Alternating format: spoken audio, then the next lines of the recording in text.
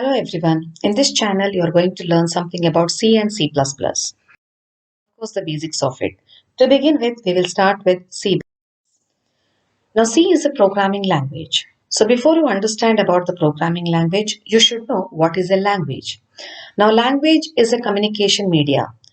Like we have English, Hindi, Telugu, Tamil, Malayalam, Kannada. Like these various languages are there using which we can communicate with each other.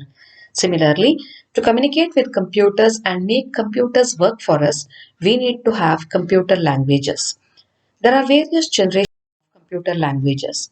To begin with, first generation language, what you call binary language. Here, the programs are written using zeros and ones.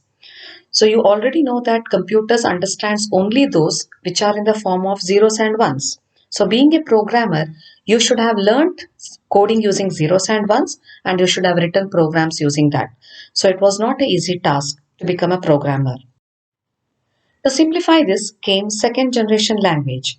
In second generation language, we also call it as low level language or assembly language. Here, the programs are written using English abbreviations or words. Obviously, when you use some other languages like English, the machine won't be able to understand it because machine still understands only those what are in the form of zeros and ones. So you need someone who is capable of translating what you wrote to machine language. The program what you wrote using your understandable language like English is normally called as source code, and the program what machine understands in the form of zeros and ones is called object code. So in case of low level language or second generation language, the program what you wrote should be converted to machine language. That means the source code should be converted to object code. And for this conversion, what we use is the assembler. So it needs an assembler to convert what you wrote to machine language. The next, that is third generation language. This is much more simplified version wherein we also call it as high level language, of course, wherein programs are written using English phrases or sentences. So obviously it is quite more easier to write the program in this generation. Now here again we need some translating program which will convert what you wrote to machine language. So as I said, the program what you wrote is called source code and what the machine understands is called object code. So to convert the source code to object code, we have some language processors such as compilers or interpreters. So third generation language, some of them uses compiler whereas some of them uses interpreter. So the various languages such as C, C++, Java, they use compiler for translating what they are written. What is being written using their language to machine. Whereas the language such as Python uses interpreter to convert what is written using Python language to object code. There are a lot of differences between compiler and interpreter. In brief, remember one point at least, that is, when a compiler is used, the entire source code is converted to object code in one go and the object code is saved permanently so that whenever you execute the program, the executor can take the object code and execute the program. Whereas in case of interpreter, it is converting the program line by line.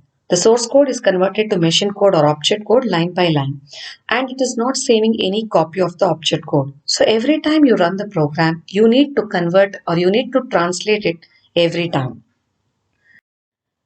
They have their own advantages and disadvantages, which I don't want to give importance now. Coming to the next generation, that is fourth generation language, which is called user-friendly language. Why we call user-friendly is because here the programs are written using simple English sentences, such as commands can be like create table so and so, just like English how you speak, or select star from, again to retrieve the records, insert into to insert the records, delete from to delete the records, like this. So commands are very much easier to understand and to remember, and of course using simple English sentences. Okay, so it is called fourth generation language or user friendly language, and example for this generation is SQL, which stands for structured query language. Now, there are some more that like fifth generation language is there, but I don't want to stretch on it about because my main purpose of this channel is to learn about C and C++. So I'll start with C language now. So C language is a high-level language and a compiler-based programming language. So you understood already high-level means third generation. That means English sentences are used to write the program. Compiler-based means it uses the translating program as compiler to convert the source code to object code. It is developed by Dennis N. Ritchie at Bell's Laboratory. Formerly it was called as AT&T Bell Laboratory. Coming to the basic structure of a simple C program. When you are designing a simple program, what are the compulsory parts or what are the basic parts used while writing a program? The first part is documentation section, second linkage section, third user definition section, then comes void main, flower bracket open, declare local variables, statements and flower bracket close. To go in depth of these, we'll be seeing in the next video.